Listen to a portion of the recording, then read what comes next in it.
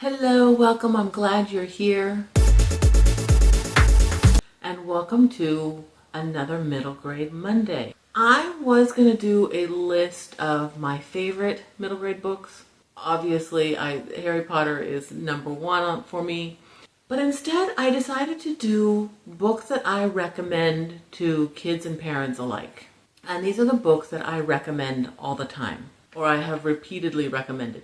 Now, I have a couple that I'll have to put images up because I don't have them. The first one I'm going to recommend is a series, and it's called 39 Clues. And I read the first entire series of it. It was a lot of books. It's about a sister and her brother, and they are orphaned. They've been living with their grandmother, but she has now passed. And all the different family groups have come together, and throughout the whole series, they have to chase these different clues, and whoever solves the big mystery at the end of the series will win the inheritance. And so they're battling cousins and aunts and uncles and all sorts of different family members. And it takes them all over the world. What I really liked about it was a fun series to read. They were very quick reads, but they also had something as a parent that I really liked was they took a historical character or event, highlighted that in each story. There was one in each story. And they were all factual as far as I could tell, factually correct. So I thought it was really well done. It's a fun series. For kids going into middle school, I always recommend Bully Bait. And it was just also a very fun series to read. And my favorite moment happens very early in the first book where the grandmother ties a air freshener around the dog's tail loosely. It's not going to hurt the dog because he farts all the time. And Fake Mustache is about a boy who his best friend saved up a bunch of money to buy this mustache, but the mustache has turned his best friend evil. So he needs to save the day. And it was just super fun. I love Fake Mustache. My next set of recommends are actually going to be about authors. I think you can't go wrong with Roald Dahl. Now, most people know Matilda and Charlie and the Chocolate Factory, even BFG. There's witches. There's all sorts of them. But my favorite, and I'm going to say this with a caveat, was Danny, the Champion of the World. And the reason I'm going to say is because lately some of my older books, I haven't read this in, there's my copy, I haven't read it in 20 plus years, I think. It may not have aged as well as I'm remembering. I want to read this again soon and see, but I love Roald Dahl. Andrew Clements is also an author. I would recommend any of his books. Most people know Frindle, and Frindle came out with, he came out with a book too a few years ago. I haven't read it yet, and I really want to. I just read Room 1, which I really enjoyed, but also one of my favorites is No Talking. No Talking. In this school, the 5th grade boys and the 5th grade girls do not get along at all. And so they try a challenge, which can be the quietest, the longest. Now they'll answer the teacher if they get asked a question, and those don't count. But which group can say the fewest number of words? And it was so good. I have a couple historicals. I don't know what happened to my copy, but I really recommend Black Beauty. Black Beauty is about a horse. We follow him from when he's born to when he retires, essentially. Very sad life, the way he's treated by many people as he's going through his life. So it is historical. It is so good. And I used to just read I had read the book several times, but I got to the point where I would just read the last page and just remember the whole book, and I just loved it. Now, on my 26 and 26 to read this year, which you can't tell what it is, Where the Red Fern Grows, the story of 2 dogs and a boy. I loved this book when I was little, and I cannot wait to read it again. It is about a boy and his 2 dogs. Also historical, and also about a horse, is War Horse. Michael Morpurgo, I think I've read another one of his books. I know that many of his books appeal to me, and if I haven't read them, I need to. This was a book that came out a while ago and then became a Broadway play. It went from being a middle grade novel to a Broadway play. It is about a horse, but it is about horses, but mainly this horse in World War I. And then it became a movie. Very good. Read the book, then watch the movie and compare. One of my favorite books that I could not get my daughter to read, she doesn't really like historical, is The War That Saved My Life. This is during the bombardment in World War II of London and how the kids were taken to go live in the countryside. Only this girl, her mom didn't see the need for her to go. She has a club foot. She wouldn't be accepted by anybody. She couldn't walk very well. It was just so good. This is a duology.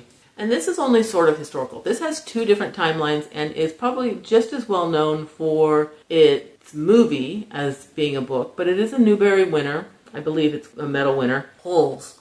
It is about a boy who is wrongly accused of a crime and is sent to a reformatory camp where he's supposed to dig holes all day long. And it's in the other timeline that we learn why he's digging holes. So those are the historical. I love all of those. But historical is not for everyone. This is Zorgamazoo by Robert Paul Weston. Sorry, I haven't been saying names. This is a cross between Dr. Seuss, Roald Dahl, and Lemony Snicket. Zorgamazoo.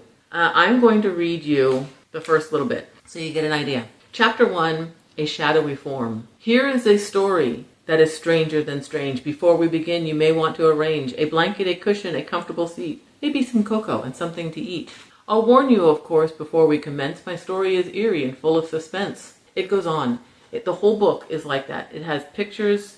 It's just absolutely adorable. It does not get old. You would be surprised, but it does not get old.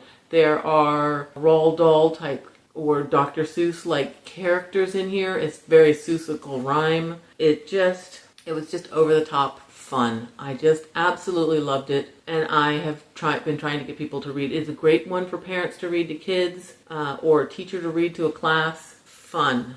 4 Kids in 5E and One Crazy Year by Virginia Frances Schwartz. We're following 4 kids in their class. They are Giovanni, Destiny, Willie, and Maximo. And it's the big changes that we see in their lives. Their teacher it's told in 4 stories. This heartfelt and sometimes hilarious story chronicles the ups and downs of a school year as a unique group of city kids learn to cope with their complicated lives. Love this book. I can't wait to reread that one. This one I have recommended to more boys, and I believe they've read this. Obviously, it's good for anybody to read, but the title is everything in this. Death by Toilet Paper.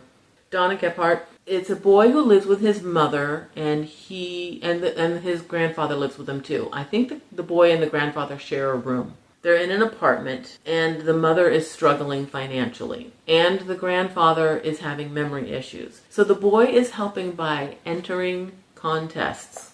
Can you guess what he wins? The Junction of Sunshine and Lucky by Holly Schindler is about Augie Jones, and she lives with her grandfather, Gus.